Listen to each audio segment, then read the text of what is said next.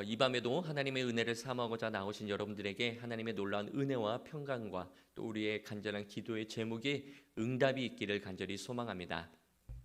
하나님께서 모세와 아론에게 레위 지파들을 그들의 가족과 종족에 따라 계수하라라고 말씀하셨습니다. 그리고 그들에게 보다 구체적으로 행군할 때의 업무 분담에 대해서 또한 말씀하셨습니다. 그러나 이 일은 누구에게나 주어진 일은 아니었습니다. 이 일은 장정만이 할 수 있었고 특별히 30세에서부터 50세까지의 제한적 연령이 있었다라는 것입니다. 그렇게 자격 조건이 갖춘 자들에 한해서 하나님은 이러한 일을 하라고 명령하셨습니다. 이러한 일이 뭔지 좀 더 구체적으로 살펴보면 먼저 제사장인 아론과 그 아들들은 성소에 있는 증거계를 비롯해서 성물을 정리하고 짐을 싸는 그런 업무를 맡았습니다. 그렇게 아론과 그의 아들들이 증거계와 또 짐을 다 싸게 되면 고앗 자손은 이 정리한 성소의 기구를 운반하는 업무를 맡았습니다. 그리고 게르손 자손은 장막과 그에 따른 부속품들을, 무라리 자손은 장막에 사용되는 널판지와 기둥과 그에 따른 부속품들을 담당하였습니다. 이렇게 함으로써 거대한 이스라엘 민족들이 하나님의 이동하심의 그 명령에 따라서 즉각적으로 그 많은 인력들이 이동하는데 보다 효율적으로, 보다 빠르고 신속 정확하게 움직일 수 있도록 하셨다라는 것입니다. 이를 조금 더 구체적으로 살펴보면 먼저 고앗 자손은 성막 내에 있는 그 비치된 가장 중요한 물건, 핵심 기물들을 운반하는 일을 맡았습니다. 그것들은 각각 법궤, 진설상, 등잔대, 그리고 향단과 더불어 마당에 놓인 놋제단과 물두멍이었습니다. 법궤는 하나님의 임재를 상징하는 성물로서 성막에서 가장 중요한 물건이었습니다. 성물이었습니다. 법궤는 증거궤라고도 불리는데 그 안에는 증거판이라고 불리는 십계명이 새겨진 두 돌판이 놓여 있었기 때문입니다. 이 외에도 만나를 담았던 항아리와 아론의 쌍난 지팡이가 있었습니다. 이 법궤는 왕이신 하나님의 보좌로 하나님의 임재를 상징하는 성막에서는 가장 중요한 성물이었던 것이죠. 이 중요한 성물을 고앗 자손이 하나님의 구름 기둥이 인도하심에 따라 즉각적으로 운반하는 일을 했다라는 것입니다. 그러나 그 전에 먼저 아론과 그의 아들들이 이 법궤를 몇 겹에 걸쳐서 싼 후에야 고앗 자손들이 메고 이동할 수 있었습니다. 5절과 6절 말씀을 보면은 진영이 전진할 때에 아론과 그의 아들들이 들어가서 칸 막는 휘장을 걷어 증거궤를 덮고 그 다음 그 위에 해달의 가죽으로 또 덮고 그 위에 순청색 보자기를 덮은 후에 그 채를 깨고 고앗 자손이 메고 이동했다라는 것이죠. 먼저 아론과 그의 아들들이 지성소 휘장으로 법궤를 덮고 그 위에 해달의 가죽으로 다시 덮고 그리고 그 위에 순청색 보자기로 한 번 더 덮은 후에 고앗 자손이 운반하였다라는 것입니다. 여기서 흥미로운 것은 지성소 휘장으로 이 증거궤 법궤를 덮었다라는 것과 또 한 가지는 세 겹으로 삼중으로 이것을 꼭꼭 싸매었다라는 것, 덮었다라는 점입니다. 이는 제사장을 제외한 그 누구도 이 성물을 만져서도 안 되고 또는 봐서도 안 됐기 때문입니다. 그래서 철저하게 베일에 쌓이도록 이렇게 하셨다라는 것이죠. 아론과 그 아들들은 진설상도 그 위에 청색 보자기를 펴서 덮고 그 위에 진설상의 여러 부속 비품들인 대접, 숟가락들, 주발, 붓는 잔들 이런 것들을 놓고 다시 홍색 보자기로 그것들을 덮고 또다시 해달의 가죽으로 덮어 한 번 더 덮어서 이렇게 운반했습니다. 이어서 등대와 등잔들과 불집게들과 불똥 그릇들과 모든 기름 그릇들을 청색 보자기와 해달의 가죽 덮개로 또 싸서 어깨에 메고 또 운반하였습니다. 그 틀 위에 놓은 후에야 그 고핫 자손이 그것을 메고 운반했다라는 것이죠. 또한 금단도 청색 보자기로 덮고 다시 해달 가죽으로 한 번 더 덮어서 채를 들고 운반하였고, 그 밖에 성소에서 쓰이는 모든 기구들도 취하여 청색 보자기에 싸서 다시 가죽 덮개로 덮어 매는 틀 위에 둔 다음 어깨에 메고 운반하였습니다. 이뿐만이 아니라 번제단 운반 역시 고핫 자손의 책무였습니다. 우선 제단을 청소하여 재를 모아 버린 뒤 그 위에 자색 보자기를 펴고 그 위에 봉사안에 쓰는 모든 기구들을 놓고 다시 해달의 가죽으로 덮은 뒤 채를 들어 제단을 옮겨야 했습니다. 이런 방식으로 아론의 지도하에서 그의 아들들, 즉 제사장들은 성막 내의 모든 기구들을 이렇게 싸서 철저하게 덮은 다음 고핫 자손들이 보지도 못하게 만지지도 못하게 한 다음 그냥 메고 이동케 했다라는 것이죠. 이 모든 일의 책임자로 하나님께서는 아론의 아들인 엘르아사를 감독자로 세우셨습니다. 그렇다면 하나님께서는 왜 이같이 몇 겹으로 이렇게 싸게 하셨던 걸까요? 그 이유가 15절 하반절에 기록되어 있는데 우리 15절 말씀을 다 함께 읽겠습니다. 진영을 떠날 때에 아론과 그의 아들들이 성소와 성소의 모든 기구 덮는 일을 마치거든 고핫 자손들이 와서 맬 것이니라. 그러나 성물은 만지지 말라. 그들이 죽으리라. 몇 겹으로 쌓여 했던 이유가 바로 여기에 나와 있죠. 그리고 18절 이하에도 보면은 너희는 고핫 족속의 지파를 레위인 중에서 끊어지게 하지 말지니 그들이 지성물에 접근할 때 그들의 생면을 보존하고 죽지 않게 하기 위하여 이같이 하라. 아론과 그의 아들들이 들어가서 각 사람에게 그가 할 일과 그가 맬 것을 지휘하게 할지니라. 그들은 잠시라도 들어가서 성소를 보지 말라. 그들이 죽으리라. 이렇게 겹겹이 쌓이게 하셨던 것은 고핫 자손들로 하여금 레위에서 끊어지지 않기 위해서, 죽음을 당하지 않게 하기 위해서 이렇게 보지도 만지지도 못하게 하셨다라는 거예요. 그런데 여기서 또 하나 우리가 짚고 넘어가야 될 것은 아론과 그의 아들들이 이것을 매일같이 감독하고 지시했다라는 겁니다. 그러니까 신앙생활을 고핫 자손 마음대로 했던 것이 아니라 아론과 그의 아들들이, 소위 말해서 오늘날의 주의 종들이 그것을 감독했다라는 거예요. 뭘 이렇게까지 꼼꼼하게 우리를 이렇게 감시하나? 내가 뭐 신앙생활을 하루 이틀에 이것이 아니라 그럼에도 불구하고 계속해서 이렇게 하셨다라는 거예요. 왜요? 그들의 영혼을 살리기 위해서, 그들이 죽지 않게 하기 위해서 이렇게 하셨다라는 거예요. 주의 종들이 때로는 여러분들에게 아주 이런 것까지 간섭해야 되나 할 정도로 그렇게 신방할 때도 있습니다. 그런데 그것은 결국은 여러분들을 죽이기 위함이 아니라, 여러분들을 못 살게 하기 위함이 아니라 결국은 여러분들을 살리기 위한 하나님의 명령이다라는 거예요. 겸허히 우리는 그것을 받아들이고 순종할 때에 하나님의 놀라운 은혜와 복이 있는 줄 믿습니다. 계속해서 21절에서부터 28절은 게르손 자손이 운반해야 되는 기물들과 또 자격 조건에 대해서도 말씀하십니다. 자격 조건은 고핫 자손과 동일하며 그들이 운반해야 할 기물들은 성막의 각종 천막들과 휘장들과 그리고 그것을 설치할 때 필요한 줄, 그리고 말뚝과 같은 부속 부품이었습니다. 이 일의 총 감독은 아론의 넷째 아들인 제사장 이다말이었습니다. 또한 29절에서부터 33절은 무라리 자손이 운반하는 기물들과 자격 조건에 대해서도 말씀하십니다.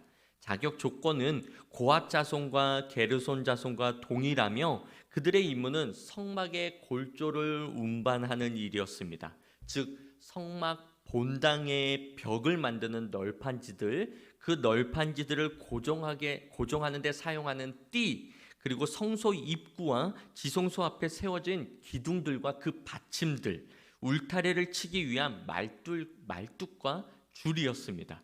이 모든 일의 총괄 책임자로 역시 아론의 넷째 아들인 이다말이 또 감독하게 되었습니다. 그렇게 이다말은 게르손 자손과 무라리 자손을 감독하는 그러한 감독자였다라는 것이죠. 그리고 마지막으로 고핫 자손과 게르손 자손 그리고 무라리 자손 가운데 이 모든 일들을 수행할 만한 30세에서부터 50세까지 해당하는 일할 만한 사람들을 계수하는 그 기록이 그 조사 결과가 기록되어 있습니다. 즉 고핫 자손은 2750명, 게르손 자손이 2630명, 무라리 자손이 3200명으로 총 8580명만이 하나님의 특별한 부르심에 하나님의 특별한 그 일을 감당하는 일꾼들이었다라는 것이죠. 사랑하는 성도 여러분, 오늘 우리는 본문 말씀을 통하여 하나님의 놀랍고 특별한 사랑을 볼 수 있습니다. 성소와 그 밖의 모든 기물들을 싸고 그 위에 또 싸고 또 싸게 하는 이 명하신 것은 우리를 보호하시기 위한 하나님의 사랑의 조치였다라는 것이죠. 얼핏 생각하면 너무나 힘들게 겹겹으로 싸고 또 싸고 또 싸는 것이 뭐 이렇게 수고스럽게 이렇게까지 해야 되나 할 수도 있지만, 그럼에도 불구하고 하나님께서 이렇게까지 명하신 이유는 결국은 우리를 사랑하시사 우리가 레위에서 끊어지지 않게 하기 위해서, 우리가 죽음을 당하지 않게 하기 위한 하나님의 보호하심과 사랑이셨다라는 것입니다. 뿐만 아니라 하나님께서는 각 자손의 감독자를 세워 수시로 그것을 지시하고 가르치고 감독하고 경고하는 그들의 그러한 일을 하게 하셨습니다. 그들이 고의로든지 아니면 실수로든지 함부로 성물을 보거나 함부로 성물을 만지는, 그렇게 접촉해서 죽임을 당하는 일이 없도록 하신 것입니다. 그러므로 제사장들이 고핫 자손들에게 할 일과 그 맬 것을 일일이 지휘하는 것은 그들을 감시하거나 또한 그들을 속박하기 위한 것이 아니라 오히려 고핫 자손의 생명을 보존하기 위한 하나님의 은혜요 사랑이다라는 것입니다. 그러므로 우리는 뭐 이렇게까지 간섭하고 뭐 하나하나 감사할 것이 있나, 또는 내가 신앙생활 한 지가 뭐 며칠인데 몇 개월인데 몇 년인데 이런 원망, 불평, 불만 이런 것을 가질 것이 아니라 이 모든 것이 하나님의 관심이고 우리를 향한 하나님의 사랑임을 깨달아 오히려 감사와 기쁨으로 하나님께서 원하시고 바라시는 그 일에 순종해야 할 줄 믿습니다. 고핫 자손이 메고 가야 할 성소의 기구들은 대부분 금, 은 또는 노수로 이루어진 것 같은 그런 금속으로 이루어진 아주 무거운 그러한 것들이었습니다. 그런데 하나님은 이 무거운 짐들을 수레에 싣고 가라고 명령하는 것이 아니라 오히려 어깨에 메고 들어서 갖고 가라라고 명령하셨습니다. 그런데 놀라운 것은 그들은, 이 고핫 자손은 그 명령에 누구 하나 불평불만하지 않았고 다 순종했다라는 것이죠. 이런 고핫 자손의 모습이야말로 하나님의 일을 감당하는 저와 여러분에게 본받아야 할 아름다운 모습인 줄 믿습니다. 비록 인간적 생각으로는 수레에 싣고 가는 것이 더 쉽고 더 효율적이고 더 빠르게 이동할 수도 있지만, 그럼에도 불구하고 자신들의 생각을 뒤로 한 채 아무런 불평불만 원망 없이 하나님의 명령에 그대로 순종한 고핫 자손들의 태도야말로 하나님의 일을 감당하는 저와 여러분이 가져야 할 올바른 자세인 줄 믿습니다. 예수님 역시 하나님의 명령에 순종을 넘어 복종하는 삶을 사셨습니다. 예수님은 십자가에 달려 돌아가시기 전에 다 이루었다라고 말씀하셨습니다. 즉 하나님으로부터 받은 모든 미션을, 모든 사명을 다 수행하셨다라는 것입니다. 다시 말해 예수 그리스도의 십자가의 죽음은 하나님께서 궁극적으로 순종에 행하셨던 것이죠. 예수님에게 있어서 십자가에 달려 돌아가시는 것은 하나님으로부터의 그 모든 순종에 행하셨던 것이에요. 저와 여러분이 배워야 할 것이 바로 이와 같은 복종인 줄 믿습니다. 복종과 순종은 다소 차이가 있지요. 순종은 그 말에 동의가 되고 이해가 되고 납득이 됐을 때, 아, 맞아. 내가 그렇게 해야지. 아, 맞아. 저 말대로 하는 게 나도 그렇게 하는 게 맞다고 생각해. 그럴 때 하는 것이 순종입니다. 그런데 복종은 그 말에 도저히 동의가 되지 않아도, 납득이 되지 않아도, 이해가 되지 않아도 그럼에도 불구하고 하는 것이 복종입니다. 성경은 하나님의 모든 명령은 복종이다라고 말씀하고 있습니다. 내가 납득이 되어야지만이 내가 뭔가 내 생각에, 내 지식에 맞아야지만이 그것을 하는 순종이 아니라 그것을 더 뛰어넘는, 그럼에도 불구하고 우리에게 복종을 요구하는 것이 하나님의 말씀이다라는 것이죠. 그래서 어떤 명령이 주어진다 하더라도 안 돼요, 못 해요, 제가 좀 바빠서요가 아니라 무조건 아멘, 알겠습니다 라고 해야 한다는 거예요. 왜요? 그래야만 반드시 하나님의 놀라운 은혜와 복을 경험할 수 있고 체험할 수 있기 때문입니다. 아무리 내가 똑똑하다고 해서 내가 신앙생활을 잘 감당한다 하면 일은 되어질 수 있을지 몰라도 하나님의 능력과 하나님의 역사는 없다라는 거예요. 가나 혼인잔치에서 물을 떠다가 연회장에게 갖다 줘라 했을 때 갖다 줘야지만이 하나님의 놀라운 그 최상급 포도주의 맛을 볼 수 있다라는 겁니다. 깊은 데로 가서 그물을 던져라 했을 때 그 말에 복종해야지만이 많은 물고기를 잡을 수 있다라는 거예요. 하나님의 이 신앙생활, 이 믿음은 결국은 내 생각이 아니라 하나님의 말씀에 순종하는 것이고, 그렇게 순종할 때에 놀라운 은혜와 기적과 체험을 경험할 수 있다라는 겁니다. 갈멜산에서 엘리야와 바알 선지자 450명이 대결을 펼칩니다. 엘리야는 제단과 나무 위에 오히려 물을 부으라고 명령을 해요. 얼마나 물을 부었는지 물이 제단을 두루 흐르고 도랑에도 물이 가득 찼다라고 기록하고 있습니다. 아니, 마른 장작이어도 탈까 말까 한데 그 위에 물을 부었으니 이게 과연 불이 붙겠냐라는 것이죠. 인간의 생각으로는 도저히 말도 안 되는 행동이었습니다. 그런데 놀라운 것은 열왕기상 18장 38절 말씀에 보니까 이렇게 기록되어 있습니다. 이에 여호와의 불이 내려서 번제물과 나무와 돌과 흙을 태우고 또 도랑에 물을 핥는지라. 우리가 하나님의 말씀에 복종할 때에 하나님의 놀라운 불을 경험할 수 있다라는 겁니다. 내 생각, 내 방법이 아니다라는 거죠. 신앙생활은 이것을 뛰어넘는 게 신앙생활이고 믿음이다라는 거예요. 분명히 내 생각이 맞고 내 계획이 더 좋은 결과를 가져올 것처럼 우리는 여겨집니다. 그런데 하나님의 일을 맡은 우리는 내 생각, 내 판단, 내 편리를 쫓아서 일해서는 안 된다라는 거예요. 왜냐하면 하나님의 일은 결과만이 아니기 때문입니다. 하나님의 일은 결과만이 아니라 방법까지도 하나님의 방법대로 해야지만이 마땅하기 때문입니다. 하나님은 결과만 보는 분이 아니시라 진행도 보시고 시작도 보시고 또 결과뿐만이 아니라 결과 이후에 그 모든 것까지도 다 보시는 분이시기 때문입니다.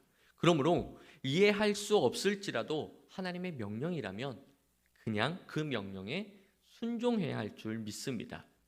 지금은 인간적인 생각으로 하는 것이 좋은 결과를 가져올 것처럼 보일 수도 있습니다. 그러나 결국은 하나님의 방법이 더 좋은 결과를 가져옴을 우리는 이미도 경험하였고 또 그렇다는 것을 믿습니다. 지금 당장 하나님의 말씀이 납득이 안 될 수도 있죠. 어떻게 사랑하는 독자 이삭을 저 모리아 산에 있는 그 산에서, 모리아 땅에 있는 그 산에서 바치라는 명령이 어떻게 그게 납득이 갈 수 있습니까? 이해가 안 되죠. 그러나 그 도저히 이해할래야 이해할 수 없는 그 명령이라 할지라도 우리가 그 명령에 순종할 때에 비로소 네가 나를 경외하는 줄을 알겠다라는 하나님의 음성을 들을 수 있다라는 것입니다. 하나님은 정말 이삭을 바치는 것이 목적이 아니셨던 거예요. 하나님은 이런 명령에도 네가 순종할 수 있는지를 보기 위함이셨던 거예요. 하나님은 저와 여러분에게 그것을 보기 위하여 인간의 생각으로 납득이 안 될 그러한 명령을 지금 우리에게도 말씀하십니다. 그러나 우리는 그것을 생각하고 판단하면은 이미 늦어버립니다. 그 이전에 하나님의 말씀이라면 우리는 무조건 순종하며 나아가야 될 줄 믿습니다. 그래도 도저히 이해가 안 되면 기도하는 거예요. 하나님, 어떤 하나님의 뜻이 이 일 가운데 있으십니까? 이 일을 통하여 제가 깨달아야 될 것이 무엇입니까? 우리는 기도하며 인내하며 나아가야 된다라는 거예요. 그러면 하나님께서는 반드시 너는 내게 부르짖으라 내가 내게 응답하겠고 네가 알지 못하는 크고 은밀한 일을 내게 보이리라라고 말씀하셨으니 반드시 하나님의 뜻과 계획을 우리에게 알려주실 줄 믿습니다. 우리는 그것을 기대하고 소망하고 인내하며 나아가는 거예요. 이것이 바로 신앙생활입니다. 그저 내 기도 제목에 하나님께서 좌지우지 되어서 이것을 이루어가는 것, 이루어질 때만이 이것이 하나님의 뜻과 하나님의 은혜요, 하나님의 향한 이러한 신앙생활인 것이 아니라 오히려 우리의 뜻을 꺾고 하나님의 말씀에 순종해 나아가는 것이 신앙이다라는 것이죠. 오늘 본문은 우리에게 그것을 말씀해 주고 있습니다. 하나님의 명령에 즉각적인 순종을 원하신다라는 것이죠. 그러므로 사랑하는 성도 여러분, 하나님은 거룩하신 하나님의 성막을 섬기는 일에 다른 누구도 아닌 저와 여러분을 불러주셨습니다. 이 일을 하도록 저와 여러분을 불러주셨다는 거죠. 이는 모든 사람들이 부러워할 만한 하나님의 일입니다. 이 부러워할 만한 일을 감당함에 있어 내 생각, 내 방법, 내 판단, 다른 누구도 아닌 내 마음대로 하는 것이 아닌 이러한 참으로 어리석은 행동이 아닌 정말 가장 지혜로운 행동은 하나님의 명령에 따라 하나님이 바라시고 원하시고 그 방법에 순종하는 것이 가장 지혜로운 것인 줄 믿습니다. 이것이 가장 좋은 최선의 방법이며 동시에 성공을 향한 유일한 길인 줄 믿습니다. 예수님은 이에 대해서 말씀하셨죠. 내가 곧 길이요 진리요 생명이다. 우리는 오직 예수님께로만 갈 수가 있고 예수님을 통해서만 갈 수가 있고 예수님을 향해서만 모든 것이 이루어진다라는 것을 기억함으로, 그래서 날마다 우리가 하나님의 어떠한 명령이 선포된다 할지라도 그 명령에 순종해 나아가는 저와 여러분들 되기를 간절히 소망합니다. 그러므로 바라옵기는 저와 여러분 우리 모두가 하나님의 계획하심에 걸림돌이 되는 것이 아니라 오히려 하나님의 마음을 흡족해 해드리고 이왕 부르심을 받은 일꾼들이 되었으니 하나님 앞에 가장 기억되는 그리고 칭찬 듣는 일꾼들이 되시기를 우리 주님의 이름으로 간절히 축원합니다.